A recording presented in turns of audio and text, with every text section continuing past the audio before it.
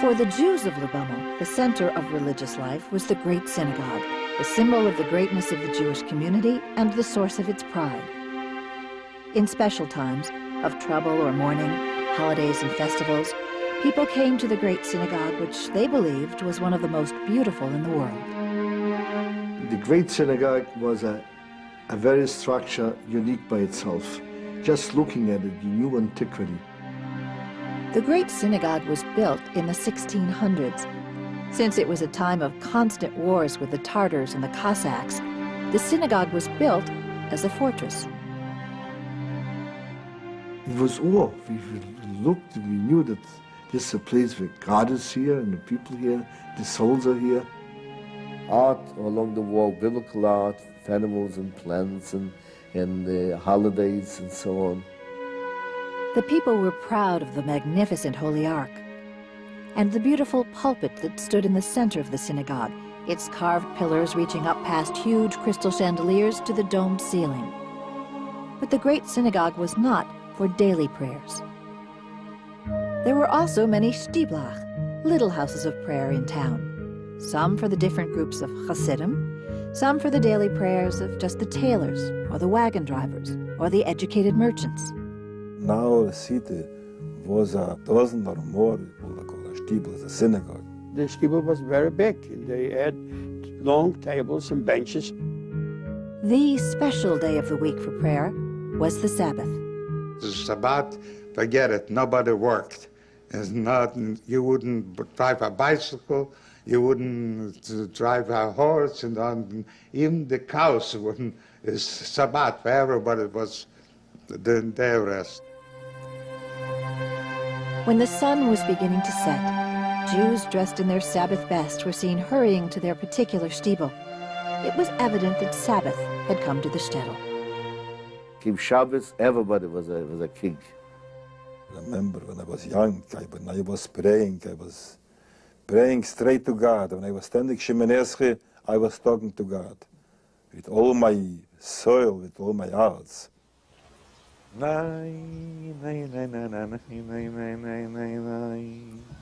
Sabbath songs were heard in the courtyards and in the streets in front of many homes on Sabbath afternoons. And it was especially pleasant to hear the melodies of certain families who had particularly nice voices.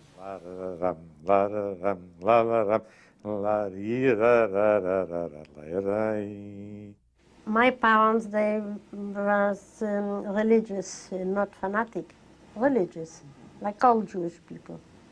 It was a beautiful family life. Everybody practically was traditional Orthodox Jew. Shabbat was observed, and nobody knew any different. With the setting of the sun, the mothers received the Sabbath with the lighting of candles. It was lovely. She lit her candles, and there was a Friday night dinner. Tradition prevailed. Shabbat was very nice. We were all, each child had a little silver cup. We called it a koise. And when my father made Kiddush, he filled up the cups according to age. The smaller ones got a little bit wine, and the bigger ones got a little more wine. Shabbat, nobody went hungry, if the community could help it.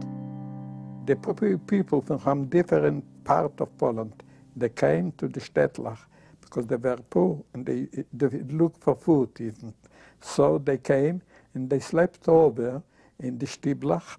My father took someone to eat with us, to eat with us all the Saturday. It was poor people, the only thing to fill up their stomach, and the cheapest way to eat was potatoes. So they used to sing, so you start with Sunday, you eat potatoes, Monday potatoes. Dienstag Mittwoch Bulbis, Donnerstag Bulbis, Freitag Bulbis, Shabbos a Kegel von Bulbis, and Sonntag weiter Monday Bulbis. potato, Tuesday potato, Wednesday potato, then Saturday potatoes, and then you start over again with potatoes. This is for poor people. It's always potatoes. Potatoes was available. Friday, there were some women that walked around to collect a challah, bread, plätzlach, and my mother would give them. And they never told us who the poor people were. I had an idea my mother knew, but she never told us. That was such an honorable thing. After the Saturday meal, the young people went for a stroll in the streets. Every Shabbos, you used to walk in the street, the flowers, and they used to smell so beautiful. And all my friends used to get dressed up, and we used to walk in the street. Every place you went, everybody knew you. You were somebody. Somebody.